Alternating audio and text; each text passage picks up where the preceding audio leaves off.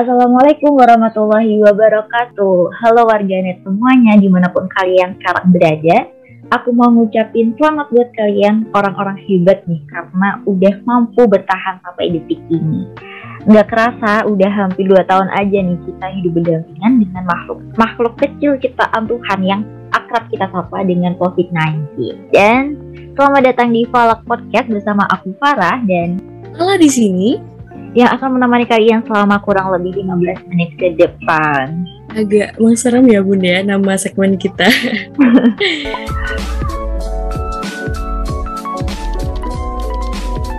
Oke, halo Lala. Halo Farah, wah aku seneng banget nih bisa bertemu via suara lagi sama kamu. Iya, sama banget. BTW aku ada satu pertanyaan wajib nih buat kamu. Apa tuh? Kabar gimana? Sehat? Ya alhamdulillah sehat. Kamu juga sehat kan ya?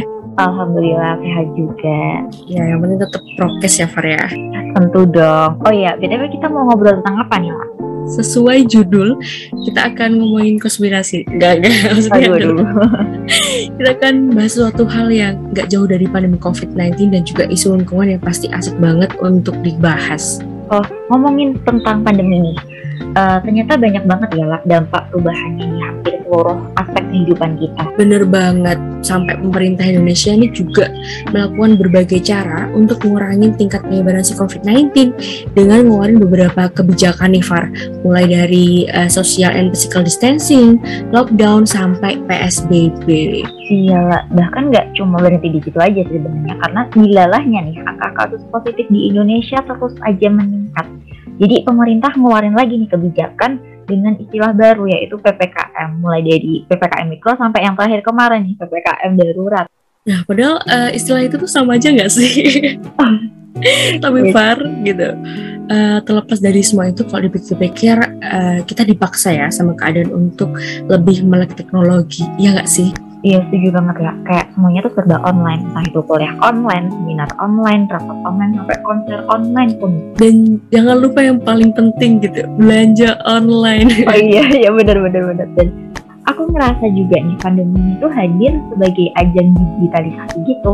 Dan sadar nggak sadar, dengan berbagai kemudahan yang ada, teknologi yang semakin canggih, perilaku kita tuh juga turut berubah loh lah. Misalnya nih kayak tentang belanja online tadi, kita jadi cenderung lebih konsumtif. Apalagi pandemi gini, udah di rumah aja, gabut dan mager jadi satu, ditambah produk-produk murca yang ada di e-commerce gitu. Bahkan selama pandemi nih, aku udah sering banget check out barang ini, barang itu di aplikasi online itu tuh, yang banyak banget promo dan bikin jempol gatel gitu bawaannya, pengen masukin ke keranjang semua. Jempolku juga kayak sering gatel gitu, ngeliat yang murca gitu. Oh iya, hasil riset McKinsey & Company juga nunjukin bahwa sebanyak 34% orang Indonesia nih ngaku kalau ada peningkatan belanja, terutama makanan secara online. Jadi data IPES juga nunjukin kalau kebiasaan belanja online di Indonesia selama periode Februari sampai Maret 2020 meningkat secara signifikan. Tapi kayaknya kita kurang pas ya kalau misalnya ngerasa bangga gitu, karena secara nggak langsung kita tuh malah ikut andil untuk menciptakan monster plastik loh di tengah tren kenaikan belanja online tadi. Ini juga sih lah, aku baca juga nih hasil survei yang dilakukan Lembaga Ilmu Pengetahuan Indonesia atau LIPI. Mereka merilis bahwa 96% paket belanja online kita itu mengandung plastik gitu. Bahkan sampah plastik dari bungkus paket tadi lebih banyak dari jumlah sampah plastik kemasan. Totalnya itu naik dari 14% jadi 21%. Wow, itu gede banget ya kenaikannya. Dan oh iya, ngomongin tentang belanja online ya Far ya, hal ini tuh juga diperparah dengan fakta ternyata sampai sekarang belum ada aturan yang ngelarang atau membatasi penggunaan plastik untuk membungkus barang yang dibeli pakai aplikasi online gitu. Dan saat ini tuh aturannya masih sebatas penggunaan plastik ramah lingkungan di swalayan dan juga supermarket. Aduh, miris banget ya lah. Dan aku mau cerita sedikit nih Farah. Jadi suatu ketika nih di siang bolong gitu ya, rumahku tuh pernah mati lampu. Waduh, mati lampu kayak lagunya Opa Nazar aja dong. Iya bener. Oh iya, salah maksudnya adalah mati listrik ya. Dan di situ bener-bener aku yang ngerasain literally sepanas ini tuh bumi kita gitu. Dan mungkin ada yang penasaran gitu, apa coba kita tadi bahas plastik, terus aku cerita tentang aku kepanasan alias berkaitan sama iklim. Apa tuh ceritanya lah? Jadi di sini aku ambil dari laman Direktorat Jenderal Pengendalian Perubahan Iklim, Kementerian Lingkungan Hidup dan Kehutanan, bahwa kantong plastik ini merupakan salah satu penyebab utama perubahan iklim nih, karena sejak dari proses produksi nih sampai tahap pembuangan dan pengelolaan, sama plastik ini mengemisikan banyak banget gas rumah kaca atau GRK nih di atmosfer.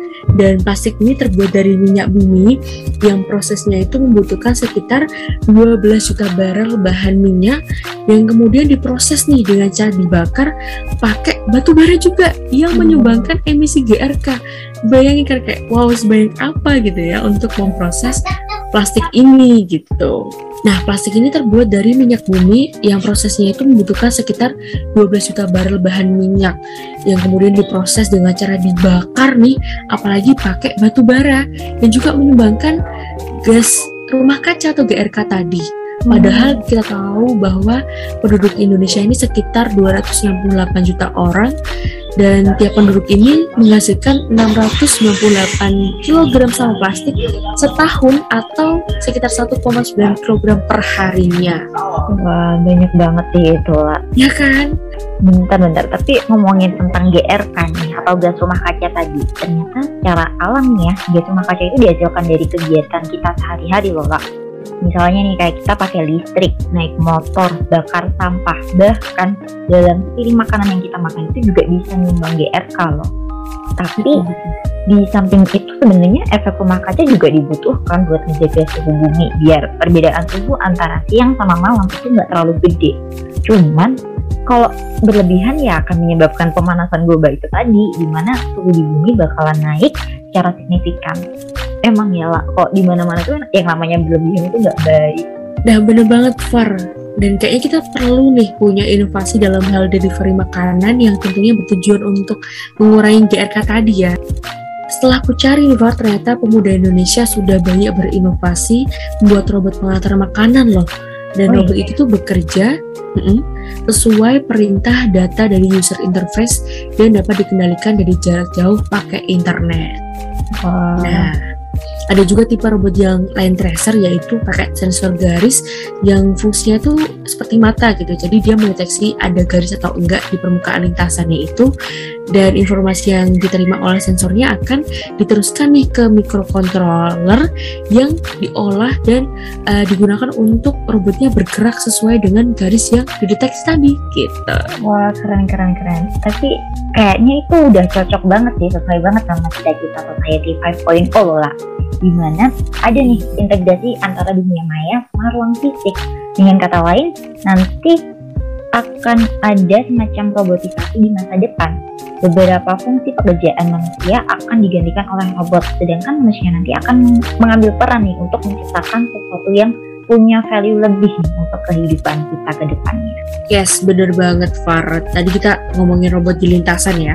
Sayang banget nih ternyata kondisi trotoar di Jogja itu masih jauh dari kata layak, yaitu banyak banget yang terhalang tiang listrik sampai parkir liar, bahkan ada juga yang dijadikan lahan berjualan dan juga bengkel Far. Iya.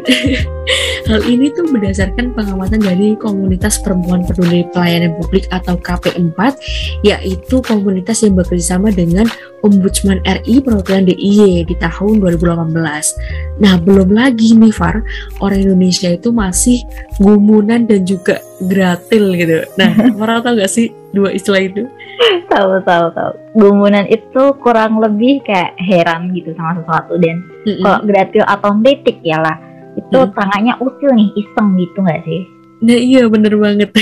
Dan dari dua sifat itu tuh justru menyebabkan banyak resiko robot tadi rusak sebelum digunakan secara maksimal. Dan melihat kondisi itu ya, robot pengantar makanan jalur darat ini tuh kurang cocok kalau misalkan kita terapin. Nah ada solusinya nih Far, namanya piring terbang.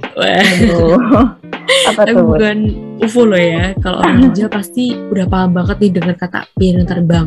Tapi beberapa teman yang lain di luar Jogja agak asing dengan kata ini. Coba deh Fat, bantu jelasin dong. Oke, jadi teman-teman di sini di Jogja itu ada tradisi yang namanya piring terbang. Sederhananya, kita nih sebagai tamu cukup duduk manis saja nih di kursi dan meja kita masing-masing. Nanti biar tamu sajinya yang menyajikan piring-piring yang udah ada di dalamnya, yang seakan-akan nanti piringnya itu terbang dari tangan tamu saji ke meja kita gitu. Nah, dari tradisi piring terbang ini ya lah, kita jadi ada ide buat ngatasin korelasi masalah antara banyaknya sampah plastik dan dampak terhadap perubahan iklim tadi. Kita akan memanfaatkan drone nih sebagai pramusaji untuk mengantarkan makanan. Ya, itu keren banget sih. Iya, bener banget. Sebagaimana tadi ya, bahwa sumber gas rumah kaca itu juga nggak cuma dari plastik sama delivery order jualan online tadi, tapi ternyata polusi dari kendaraan itu juga merupakan penyumbang gas rumah kaca loh. Dan sebenarnya pemanfaatan drone untuk urusan antar mengantar ini emang bukan hal yang baru di jagat teknologi sih. Setuju banget Far, karena dilansir dari CNN Indonesia juga ternyata di tahun 2018 Cina udah mulai debut nih ngirim makanan pakai drone. Amazon dengan robot-nya juga berencana untuk mengirim barang pakai drone. Nah, terus juga aku nemu ini di laman Republika bahwa ada restoran namanya The Drone gitu. Mereka ini menjadi restoran pertama di tahun 2015 yang memanfaatkan drone untuk mengantar makanannya. Dan restoran India ini mengemas makanannya dalam tas thermal yang aman dan diletakkan di bawah drone. Jadi konsepnya tuh kayak balon udara gitu, Far. Waduh, keren sih, keren. Terus gimana nih sama ide kita tadi? Nah, drone ini nantinya akan berukuran sedang dan memiliki space untuk menaruh makanan atau barang konsumen. Untuk mengenali identitas konsumennya nih dapat dilakukan dengan cara scan barcode yang ada di badan drone, lalu drone ini akan memproses data. Kalau misalkan terbukti cocok dan benar, maka drone akan membuka bagasi barangnya gitu dan mempersilahkan konsumen untuk mengambil barang tersebut. Setelah itu, drone akan balik lagi nih ke pangkalannya gitu. Waduh, pangkalan nggak tuh? Iya, dan pembayaran atas biaya barang dan juga jasa ini dilakukan dengan transfer payment yang dibayarkan pakai aplikasi sebelum drone tadi sampai. Jadi drone ini benar-benar bertugas hanya menjadi pengantar barang dan makanan. Nggak ada interaksi atau transaksi jual beli sama si doi atau drone-nya ini nih. Gitu. Doi ya bun. Oke, wah seru banget ya ternyata pembahasan kita di hari ini. Tapi kalau aku bisa tarik kesimpulan nih, sepotong ide tadi itu bisa jadi salah satu bentuk implementasi Society 5.0 nih untuk mengatasi permasalahan perubahan iklim dari limbah plastik akibat kita nih yang sering belanja online tadi. Oke, sebelum kita berpisah nih lah, boleh dong kasih closing statement untuk obrolan kita hari ini. Wow, oke.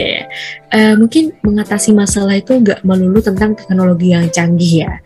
Namun yang diutamakan itu adalah teknologi yang tepat guna dan juga tepat sasaran. Selain itu, kemajuan teknologi harus juga didukung oleh pola hidup yang lebih baik nih. Berhemat menjadi salah satu cara untuk dapat mengurangi transaksi jual beli online yang mungkin nggak terlalu kita butuhkan secara mendesak gitu. Dan yang terakhir yaitu kuatkan hati ya Far ya, untuk nggak mudah tergiur dengan promo. Itu sih. Berat sih itu sebenarnya, tapi bolehlah kita coba dulu ya teman-teman. Oke. Kayak nggak kerasa ya lah, udah 15 menitan aja nih kita ngobrol ngalor ngidulnya. Oke, udah saatnya nih. Aku Farah dan aku Lala. Kita pamit undur diri. Terima kasih. Wassalamualaikum warahmatullahi wabarakatuh. Bye-bye.